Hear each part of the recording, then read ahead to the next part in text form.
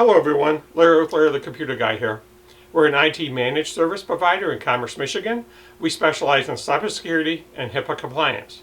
Today's security tip. Be very careful about what you put into any email. You want to never forget that email constitutes a legal record and can be admissible in court.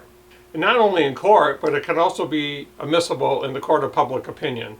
Nowadays, people sue for all kinds of reasons. Sometimes family members get divorced, they get into disputes. Lawyers ask for emails to collect damaging records in these accounts.